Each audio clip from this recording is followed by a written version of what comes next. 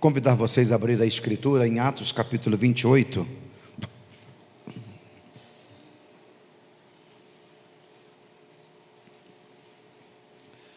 Atos capítulo 28.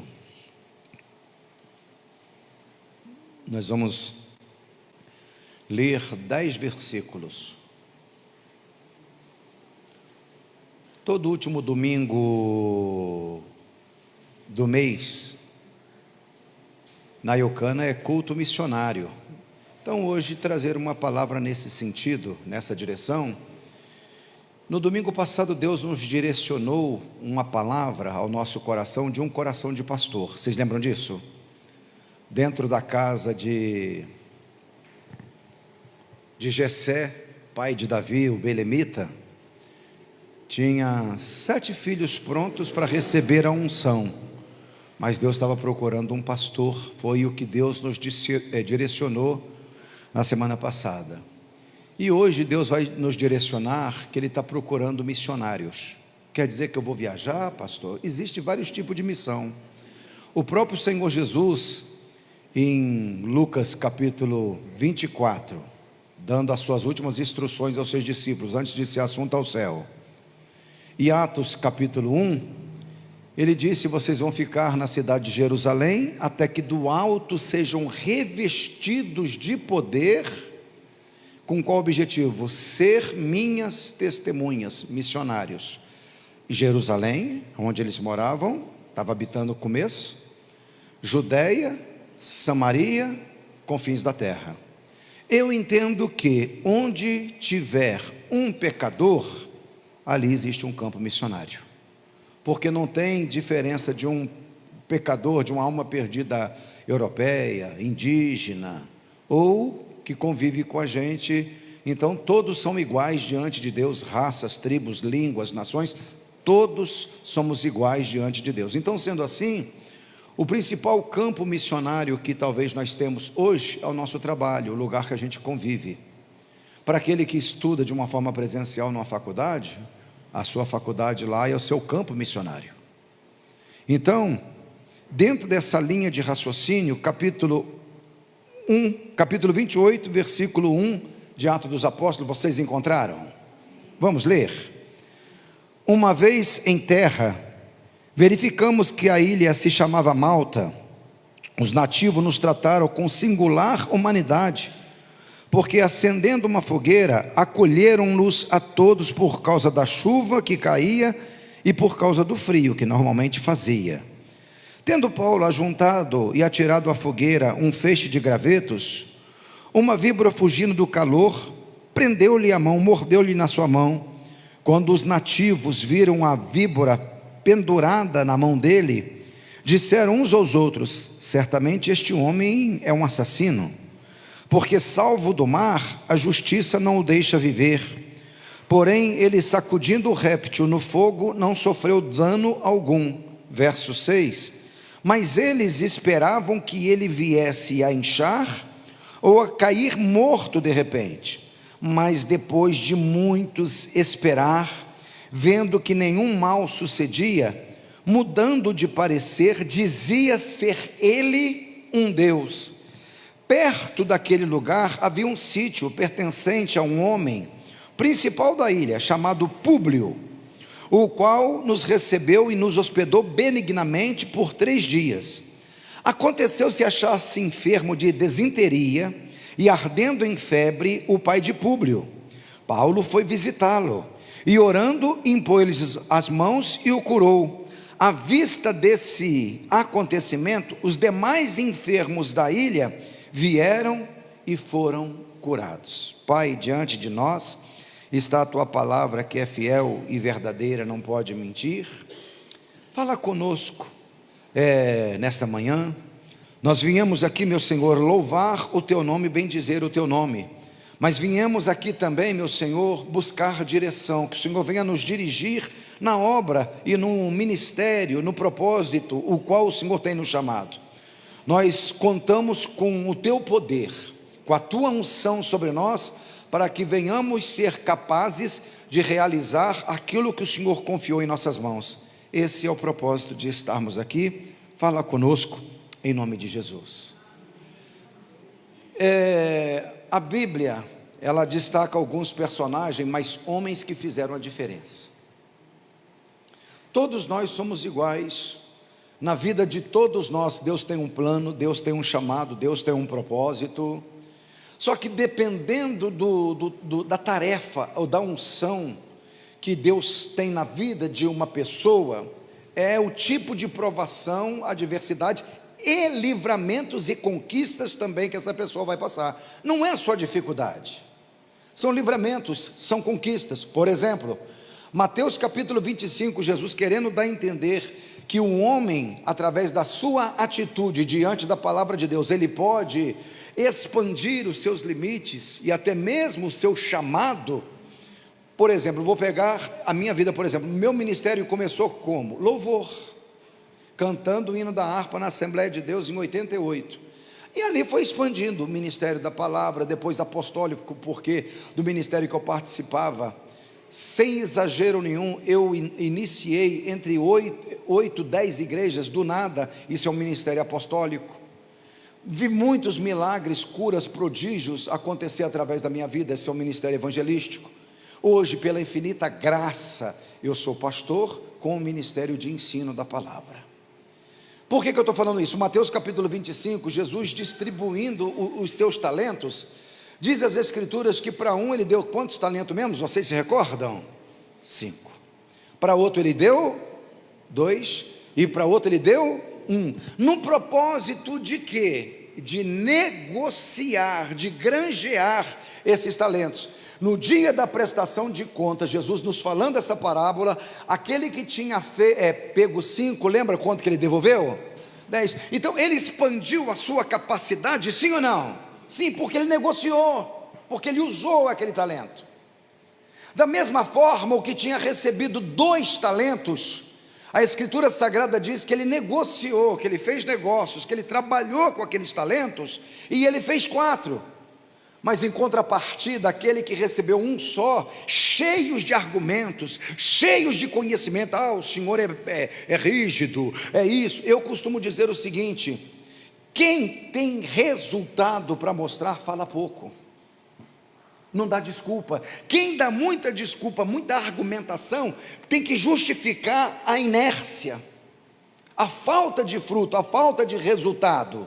Vocês estão compreendendo, sim ou não? Porque se você tiver o cuidado de ler na sua Bíblia, Mateus capítulo 25, todos receberam, e a Bíblia diz exatamente assim, conforme a sua própria capacidade, tá? O de 5, Senhor, me deu 5 talentos, está aqui 10, ele falou, servo bom e fiel, foste fiel no pouco, vou te colocar sobre o muito, entra no gozo do teu Senhor. O que recebeu 2 sem argumentação nenhuma, Senhor, me deste 2 talentos, está aqui 4, servo bom e fiel, entra, foste fiel no pouco, sobre o muito eu vou te colocar, entra no gozo do teu Senhor. O que recebera 1 já veio cheio de história. Senhor, eu sei que o Senhor é um homem rigoroso, que o Senhor costuma colher onde não semeou, ajuntar onde não espalhou. Tendo medo, sabendo que o Senhor é rigoroso, eu escondi, está aqui. E você sabe o que acontece. Então todos nós, repete comigo, fala assim, eu tenho no mínimo um chamado. Fala assim, eu tenho um chamado, eu tenho dons, Deus me deu talentos. Agora, se nós vamos negociar, se nós vamos dar resultado, fruto, aí vai depender de cada um de nós, da disponibilidade e do envolvimento com o reino de Deus. Por exemplo, faltaram algumas pessoas aqui na igreja. Se eu fosse você, eu costumo fazer isso, o Espírito Santo vai lembrando, mandar uma mensagem, irmão, está tudo bem, ontem te senti saudade de você no culto. De repente essa pessoa, você ganha a confiança dessa pessoa, você vai começar a discipular essa pessoa. E a maior bênção e que gera mais resultado dentro de uma igreja é o discipulado, não é vir. Principalmente os pastores, principalmente. Você entende? E depois dos pastores, aqueles que exercem qualquer tipo de ministério, uma mensagem não custa. Não custa. Então isso é começar a ser um missionário. Nós vamos atrair o favor de Deus sobre nós. Lembra quando ele falou que se a gente buscar em primeiro lugar o reino de Deus, aquilo que traz preocupação na nossa mente, comida, bebida, automóvel, as contas pagas, que seria acrescentado, que ele queria acrescentar? Então quando nós nos envolvemos com o reino de Deus, Deus garante a sua provisão, os seus milagres. Leiam comigo, por favor, eu ia deixar para o final, mas vamos, olha aqui, versículo 10, eu vou ler até numa outra versão aqui, capítulo 28, versículo 10, depois que acontece tantas coisas, tantos milagres, 28, 10, olha o que está escrito, os quais, vamos lá, eu vou pegar na linguagem de hoje. Eles mostraram muito respeito por nós, e quando embarcamos, gente, o inimigo pelejou aqui, irmão, apareceu a propaganda na hora certa, irmão, misericórdia. E quando nós embarcamos, puseram no navio tudo que nós precisávamos para a viagem. Qual que é o nome disso? Me dê o nome disso aqui. Provisão. Tudo que nós precisávamos, sem pedir. Quem tocou no coração daquele povo para dar tudo o que Paulo e os demais precisavam? Deus. Eu não vou ficar citando exemplo para você. Quando Deus falou para Elias, Elias, vai para Serepta, que pertence a Sidom, eu já providenciei uma viúva. Lembram disso, sim ou não?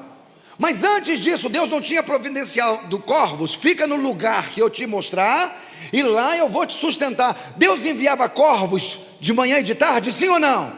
O que é isso? Isso é provisão. Uma certa ocasião Jesus disse para os seus discípulos: quando eu enviei vocês a pregar, a anunciar o evangelho do reino de Deus, porventura faltou alguma coisa? Qual que foi a resposta deles? Nada. Eu não alcanço o favor de Deus fazendo as minhas coisas tão somente. Eu tenho que fazer as minhas coisas, mas eu alcanço o favor de Deus quando o reino de Deus é prioridade na minha vida. Então a gente tem que inverter, irmãos, essa ordem de valores. O que eu vou comer, o que eu vou beber, o que eu vou vestir? Jesus disse: por que vocês ficam preocupados? Você preocupado, você vai pagar o boleto amanhã? Não, não vai. Mas Deus pode dar um escape, um milagre, uma provisão, pode ou não pode? Sim. Mas a gente insiste, bico não resolve problema, hora extra não resolve problema. Salmo 127, versículo 1: se o Senhor não guardar a cidade, inútil vigia o sentinela. Se o Senhor não edificar a casa, inútil trabalha aqueles que a edificam. É inútil. Verso 2: inútil será levantar de madrugada, repousar à tarde, porque aos seus amados Ele abençoa até enquanto está dormindo. E por que a gente não acredita nisso? Não existe nada melhor que estar no centro da vontade de Deus. Ele já nos deu o Espírito Santo, nós já temos o poder, nós temos capacidade. Então, vamos mudar, vamos pedir para Deus. Na semana passada, um coração de pastor, não é aqui para pregar não, é para pastorear. Pastorear começa primeiro com a sua casa, com a sua família. Faz um culto doméstico. Desse culto doméstico você convida um vizinho, Deus vai providenciar um vizinho. Faz uma oração por mim. Não, vou fazer melhor. Terça-feira a gente tem um culto aqui em casa, você está convidado a participar. Olha para a pessoa que está do teu lado e fala: que dia que é o culto doméstico na sua casa? Pergunta.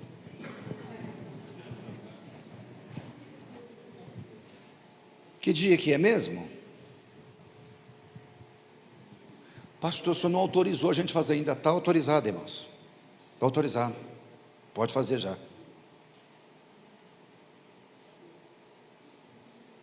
Se você não consegue a atenção dos seus filhos, você não vai alcançar a atenção de ninguém.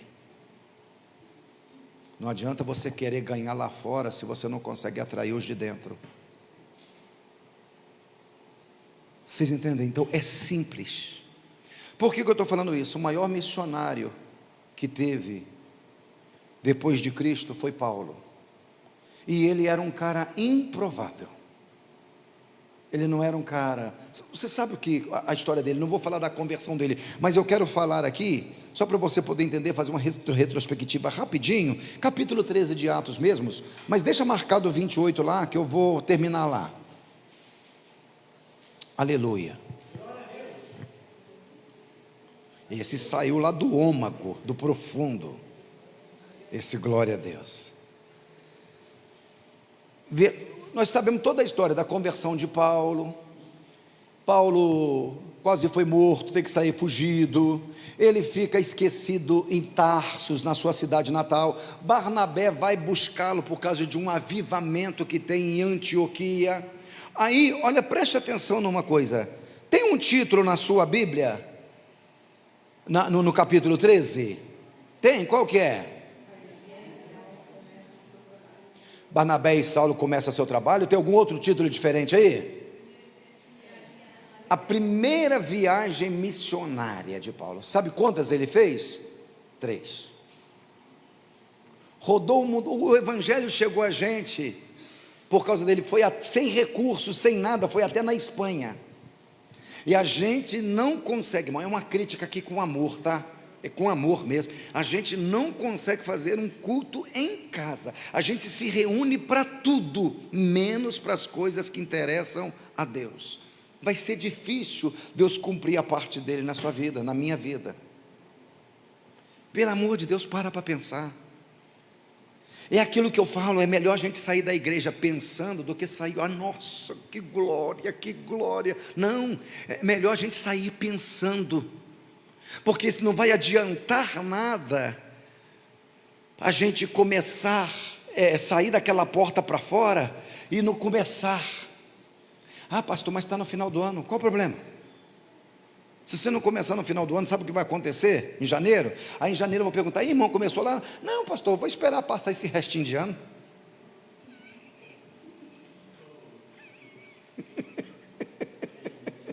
Em janeiro, vou esperar passar esse restinho de ano.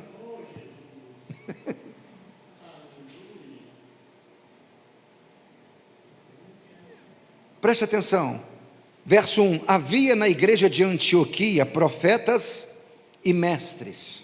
Leiam comigo. Barnabé, Simeão, para o sobrenome Níger, Lúcio de Cirene, Manaém, Colasso de Herodes, o tetrarca, e Saulo, servindo eles ao Senhor. Vamos repetir isso? Servindo eles ao Senhor. Mas o que? Jejuando. Disse, quem disse? O Espírito Santo disse o quê? Separai-me agora, quem? Barnabé e Saulo para a obra que eu os tenho. Então quem chamou eles para essa obra específica? O Espírito Santo. Versículo 3, então jejuando e orando, impuseram sobre eles as mãos e o despediram. Olha que coisa linda o versículo 4, enviados pois pelo Espírito, eles estão debaixo da direção de Deus? Estão. É para constrangir, às vezes perturba, para não usar uma outra expressão chula, você entendeu? Pergunta para o seu irmão do seu lado, tchau, tchau, tchau. Mas eu vou fazer. O Espírito Santo te enviou para quê mesmo? Para que ele te enviou? Você quer perguntar para alguém? Qual que é a obra que o Espírito Santo confiou nas suas mãos? Esquece aqui. Aqui todos somos ovelhas. É lá fora, daquela porta para fora. Porque isso é coisa mais linda. O primeiro Espírito, ele servindo ao Senhor. Então o Espírito Santo não vai falar com quem não tem disponibilidade de servir. Você não tem tempo. Como que ele vai te confiar algo? É aquele funcionário que chega sempre 10, 15 minutos atrasado, no limite lá da biometria, não sei como é que funciona hoje nas empresas, mas sempre chega no limite. Aí o patrão chega assim para ele e fala: está de olho, é um bom funcionário, mas se chegasse antes um pouquinho, eu ia dar a chave, porque eu ia colocar como representante aqui no meu lugar. A pessoa, ela nunca chega mais cedo, ela nunca pode ficar um pouquinho até mais tarde, normalmente chega depois 15 minutos, e quando dá 15 minutos antes do horário, já está lá na frente do relógio com o dedinho pronto. Essa pessoa vai crescer dentro da empresa? Tiago, você exerce cargo de chefia lá, vai crescer dentro da empresa? Não cresce, irmãos. E por que a gente acha que com o reino de Deus a gente vai crescer? Porque o que não presta aí tá bom, de qualquer jeito.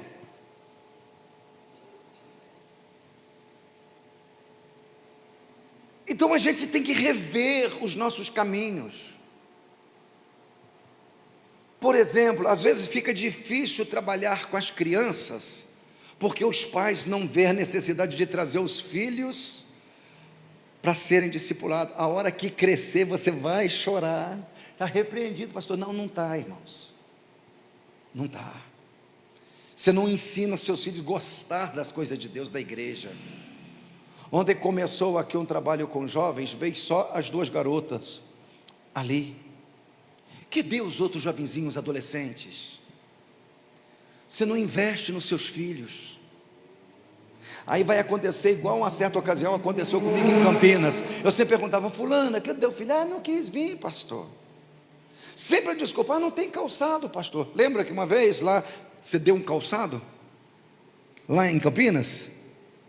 O calçado não era problema mais, mas sempre tinha uma desculpa. Depois, com 18 anos, pastor, descobri meu filho está fumando maconha, e tem uma parra lá em casa, o que eu faço? Agora é só orar.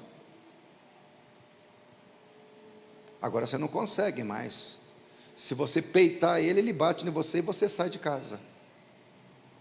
Então seus filhos vão crescer. Ei, eles vão crescer. Ele vai te dar muito trabalho, porque o diabo não brinca de ser diabo. Aí você vai chorar, você vai trazer roupa para me ungir, você vai trazer fotografia para me orar. Por quê? Porque você falhou como missionário dentro da sua casa. Vocês compreendem? Porque falhou na missão. Aí vai chorar na cama, que é lugar quente. Aí o pastor, o que eu fiz de errado? O que você fez de errado? Tem que fazer uma autoanálise. Mas hoje talvez ainda dê tempo. Investe. Então, enviados, pois, pelo Espírito Santo, aí você vai ver no versículo 4, eles desceram a Seleucia, dali navegaram para Chipre, chegaram a Salamina. Essa aqui é a primeira viagem missionária. Vai acontecer muitas coisas na vida deles, vai acontecer coisas extraordinárias, vai acontecer curas, vai acontecer ressurreição de mortos, o Espírito Santo vai cooperar com eles, vai acontecer perseguição, lutas. É o que acontece nas nossas vidas de todos os mortais, crendo em Deus ou não crendo em Deus. Existe o dia de sol e existe o dia de chuva, existe, só que existe uma eternidade nos aguardando. Hoje, por exemplo, pode ser seu último dia ou o meu, e aí? Porque segundo o próprio apóstolo Paulo, o Espírito Santo por a boca dele, ele diz: todos nós compareceremos diante do tribunal de Cristo, tanto os vivos como os mortos. Aí lá não tem como dar desculpa, porque o Deus que provê está do teu lado. Vocês estão compreendendo, sim ou não? O que acontece? Quando chega no capítulo 21, Paulo está retornando de Atos dos Apóstolos, ele está retornando da última viagem missionária, ele está retornando da terceira, ele vai até a Cesareia de Filipe, Quando acontece em Cesareia de Filipe, acontecem os negócios aqui, espiritual, o capítulo 21, depois de nos apartarmos, fizermos a vela, eu estou lendo o versículo 1, na direção chegamos a Cós, no dia seguinte a Rhodes, dali a Pátara. Achamos um navio que ia para Fenícia, embarcamos e seguimos viagem. Quando Chipre já estava à vista, deixando ela à esquerda, navegamos para a Síria, chegamos a Tiro, depois o navio, descarregar o navio, vai embora. Aí versículo 7,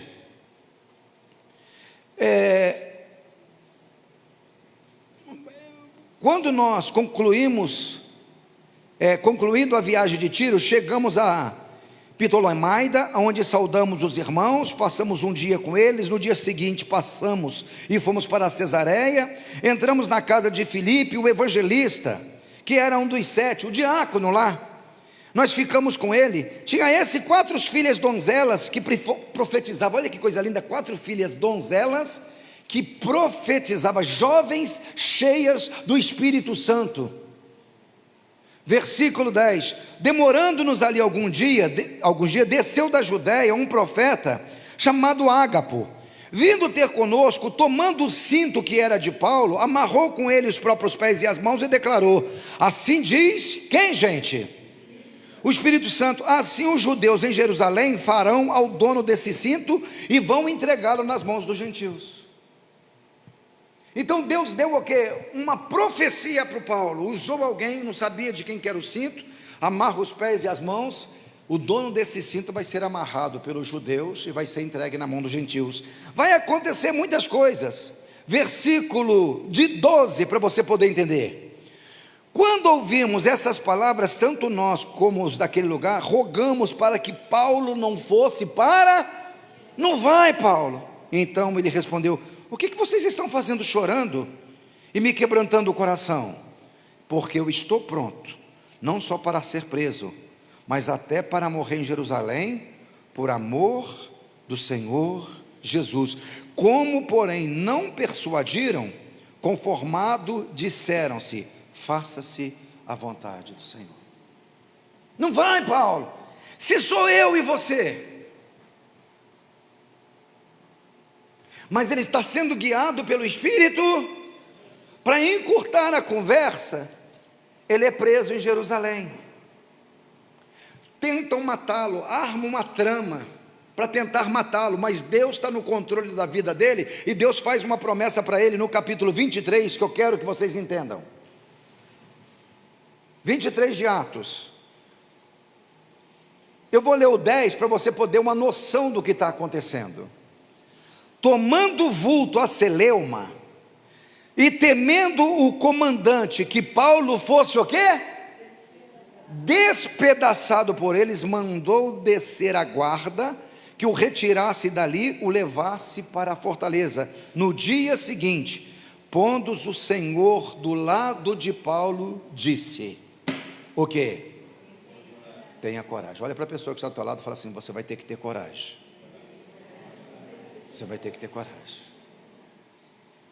Mas não só coragem, pois do modo porque deste testemunho ao meu respeito em Jerusalém, assim importa que faças em Roma. Você vai chegar em Roma. Eu tenho um plano na sua vida. Você vai para Roma. E por que eu estou enfatizando isso? Porque no capítulo 27, do capítulo aqui que você está lendo, do 23, na verdade é do 21 em diante, até o 26, Paulo está apresentando a defesa. Está interrogando por Festo, por Félix, por Agripa, e está sendo interrogado, até que ele apela, não, eu sou cidadão romano, eu quero ser julgado em Roma. Vão enviar para Roma. No capítulo 27, ele vai para Roma. O que acontece no capítulo 27 de Atos dos Apóstolos? Ele está dentro do barco, indo para Roma. Vocês se recordam o que acontece? Se você não se lembra, é só você ver um título aí que você vai encontrar. Uma grande tempestade. Eu gosto de pregar nesse capítulo 27. Porque nós já ministramos aqui, o que que se faz quando se perde a esperança? Porque, olha só, vamos ler esse versículo. Versículo 20, do capítulo 27. E não aparecia, havia alguns dias, nem sol, nem estrelas, caindo sobre nós uma grande tempestade, dissipou afinal toda a esperança de sermos salvos. Chegou o momento que eles perderam a esperança, mas ele está sendo guiado pelo Espírito Santo? Tá. Quem que está dirigindo a vida dele?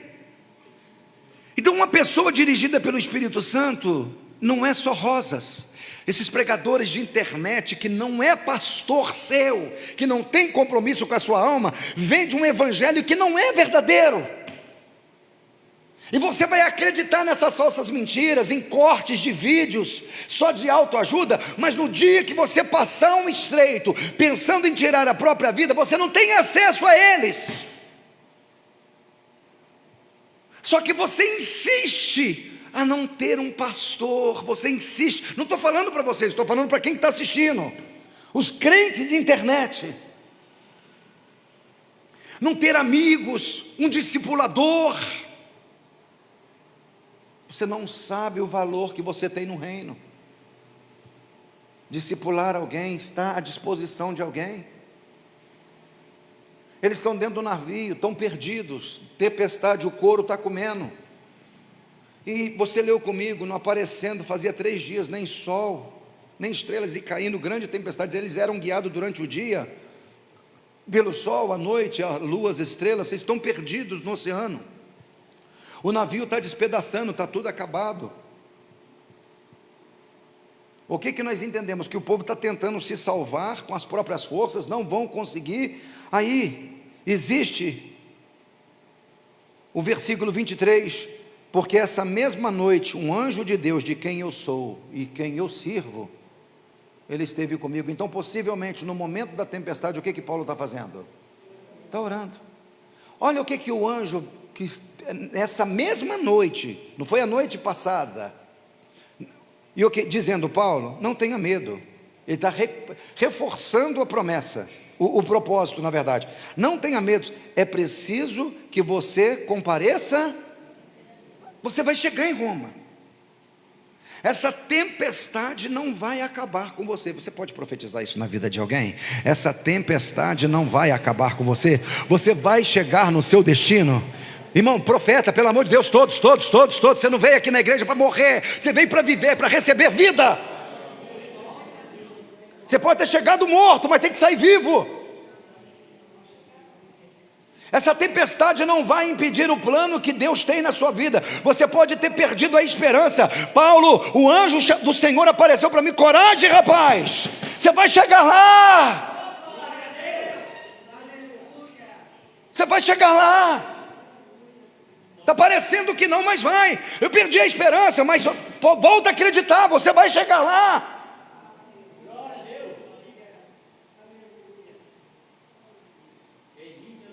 E tem coisas que vão acontecer nas nossas vidas para fortalecer a nossa confiança em Deus. Aí o versículo 25, portanto, os senhores tenham bom ânimo, eu confio em Deus. E vai acontecer do jeito que Ele falou. Não vai acontecer do jeito que eu estou vendo, as circunstâncias, o que estão falando. Vai acontecer do jeito que Deus falou. Do jeito que Ele falou. Nada sai do controle da mão do Senhor nosso Deus, para quem é guiado pelo Espírito Santo. Lembra disso? Disse o Espírito Santo, separa agora Barnabé e a Saulo, enviados pois pelo Espírito Santo. Por isso que você não pode estar no comando, você tem que estar debaixo da vontade de Deus. Se você está na direção da sua vida, você é responsável por ela, mas se você está debaixo da vontade de Deus, Ele é responsável por sua vida. Então a gente tem que fazer a coisa certa do jeito certo. Deus, Ele é fiel. E Deus fala, Paulo, confiei, todas essas pessoas estão nas suas mãos. Ninguém vai morrer por sua causa. Pelo fato de você estar no navio, ninguém vai morrer. Aí ele lança uma palavra profética, gente, ninguém vai morrer. O navio vai afundar, mas ninguém vai morrer. Não é fácil acreditar numa profecia dessa. Mas ele contagia, não vou me deter muito aqui, ele contagia todo o ambiente, todo mundo começa a orar, todo mundo começa a comer, quem está desanimado tem ânimo, por quê? Porque onde tem um representante do reino de Deus, muda o ambiente. É a autoridade máxima.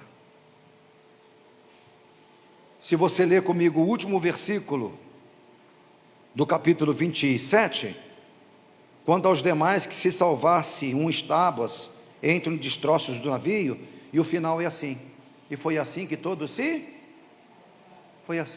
salvaram. A profecia se cumpriu? Está frio, está chovendo, tem 276 pessoas só do navio, mas o pessoal do local ali tem mais de 300 pessoas, talvez 500 pessoas, porque o navio acaba de afundar, está chegando uma multidão na praia, então atrai a curiosidade, sim ou não? Sim. Está muito frio, acenderam uma fogueira, e o Paulo está cooperando ali, se não que depender de mim, o fogo não vai apagar, a chama arderá continuamente sobre o altar, e não se apagará, está escrito na palavra de Deus. Quando Paulo está lá, jogando graveto, uma serpente normalmente pica, e vai embora, mas o diabo está com tanto ódio dele, que ela pica, morde e fica pendurada. Ali você vê o mundo espiritual. Vamos imaginar que tem 400 pessoas, de 400 pessoas, quem que a serpente vai picar? Paulo. Quem que o diabo está querendo matar? Paulo. Porque ele sabe que ele tem que chegar em Roma, que Deus tem uma obra para acontecer por intermédio da vida dele. Então, queridos, posso te dar um conselho? O diabo tem ódio de você. Não sai debaixo da proteção de Deus, porque senão o preço vai ser muito alto. Talvez não tenha retorno. Não é ameaça, é o mundo espiritual.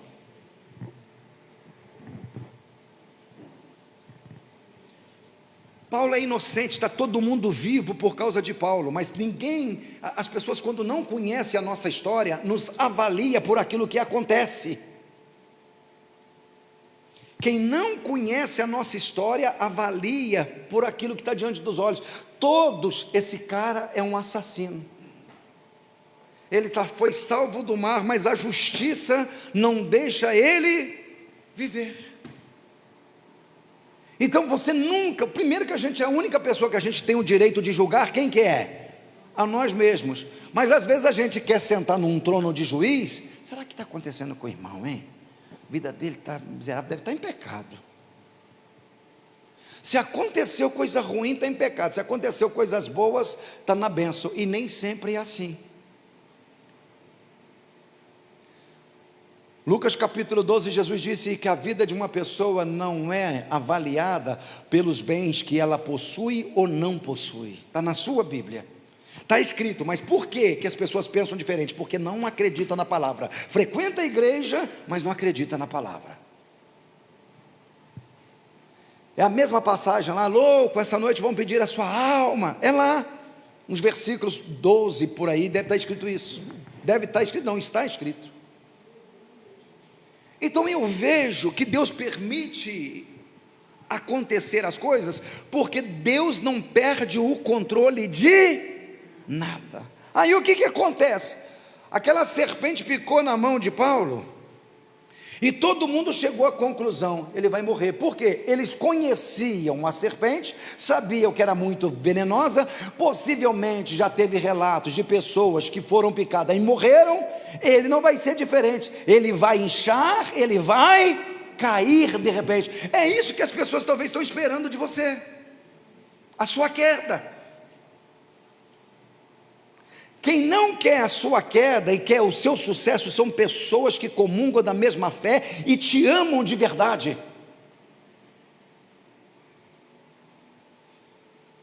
Irmãos, é a coisa mais fácil.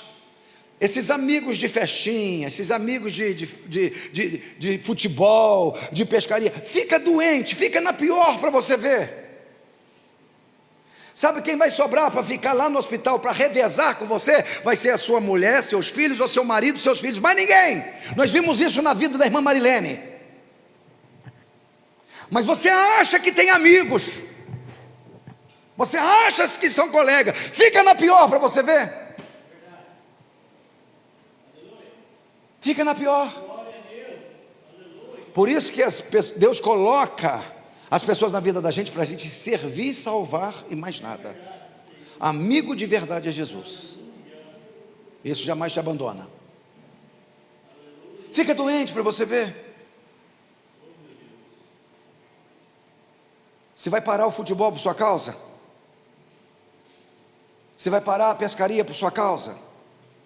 Você vai deixar de ter festa por sua causa? Não vai. A vida é assim, não tem nada, nenhum problema nisso. A vida é assim. Cabe nós sermos inteligentes, sábios. Segurança só em Deus. Então o pessoal está esperando o Paulo inchar ou cair morto de repente. Só que o versículo 6, mas eles 28:6, mas eles esperavam que ele viesse inchar ou cair morto de repente. Mas depois de muito esperar, vendo que nenhum mal lhe acontecia, mudaram de parecer. Se Deus estiver do seu lado, não vai te suceder nenhum mal, e eles vão mudar de parecer a respeito da sua vida. Pessoas que acham que você não é nada, vão ver Deus na sua vida, porque Deus vai se manifestar na sua vida, se você estiver debaixo da direção de Deus. Aí o que eu vejo aqui? Deus está no controle da vida de Paulo, sim ou não? Então a gente não deve murmurar nunca. Paulo, ele teve uma resposta. Eu tenho certeza que no coração dele, todo mundo vai morrer, vai inchar, vai morrer. Ele falou: eu vou comparecer diante de César, eu estou indo para Roma. Quem falou comigo é fiel, a palavra dele vai se cumprir na minha vida. Deixa eu chacoalhar esse bicho aqui, ela morre, eu fico vivo. Então, cuidado com seus venenos, você não picar nenhum homem ou mulher de Deus, porque você vai cair na fogueira e a pessoa vai seguir a vida dela. Seja Paulo e não a serpente. O que aconteceu com isso? Esse ato que aconteceu com Paulo lhe abriu portas. Esse mesmo Paulo, no capítulo 8, versículo 28, ele disse: todas as coisas cooperam para o bem daqueles que amam a Deus e que são chamados segundo o seu propósito. Porque vindo que não aconteceu nada com ele, não, esse cara é um Deus, era para ter ele morrido, não morreu. Levaram ele na casa do principal da ilha. Aí o pai desse principal da ilha, do Públio, está enfermo. Paulo, traz ele, vamos lá. Olha só o coração missionário dele, versículo 7. Eu quero que você acompanhe comigo. Perto daquele lugar havia um sítio pertencente ao homem principal da ilha, chamado Públio, o qual nos recebeu, nos hospedou benignamente 3 dias. Aconteceu achar-se enfermo de disenteria, ardendo em febre o pai de Públio. Paulo foi visitá-lo. Então Paulo sabia que não era um acaso que ele estava ali. Deus estava no controle da vida dele. Deus não me trouxe aqui para me ficar dentro de casa. Se tem alguém doente, eu vou lá. Deus está derramando uma unção missionária sobre a sua vida hoje, em nome de Jesus. E onde você colocar as mãos, milagres vão acontecer, curas vão acontecer. Mas você tem que ir lá. Ir lá. Você viu que portas que a serpente abriu? Aquilo que era para o mal, Deus reverteu em bênção. Aí quem mais Paulo curou? Todo mundo da ilha. Não era Paulo que precisava se salvar do naufrágio da ilha, era a ilha que estava precisando de Paulo. Repete comigo o seguinte, fala assim: Deus está no controle da minha vida. Até quando sou picado por serpentes venenosas, Deus está no controle da minha vida.